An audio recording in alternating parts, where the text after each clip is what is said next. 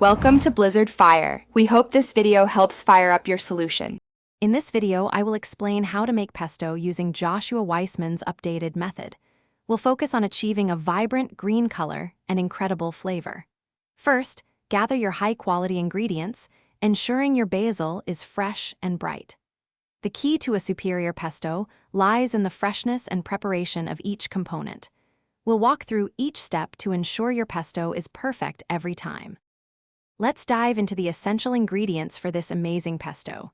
You'll need about 2 cups of fresh basil leaves, 1/2 cup of toasted pine nuts, and a blend of cheeses. Specifically, 1/2 cup of grated Parmesan and 1/4 cup of Pecorino Romano. Don't forget 2 cloves of garlic, 1/2 cup of good quality olive oil, and a pinch of salt. These precise measurements ensure a balanced and delicious result.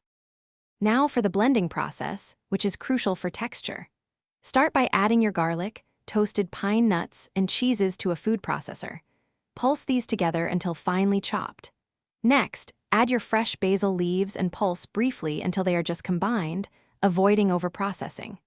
Finally, with the processor running, slowly drizzle in about 1/2 cup of high-quality olive oil until the pesto reaches your desired consistency. This method prevents oxidation and keeps the pesto bright green. Once your delicious pesto is ready, proper storage is key to maintaining its freshness. You can store it in an airtight container in the refrigerator for up to 5 days, often with a thin layer of olive oil on top to prevent browning. For longer storage, freeze portions in ice cube trays, then transfer to a freezer bag. And hey, while you're making things fresh, why not freshen up your ride? Check the description for a link to Little Tree's black ice and other great deals to keep your car smelling fantastic. Enjoy your homemade pesto.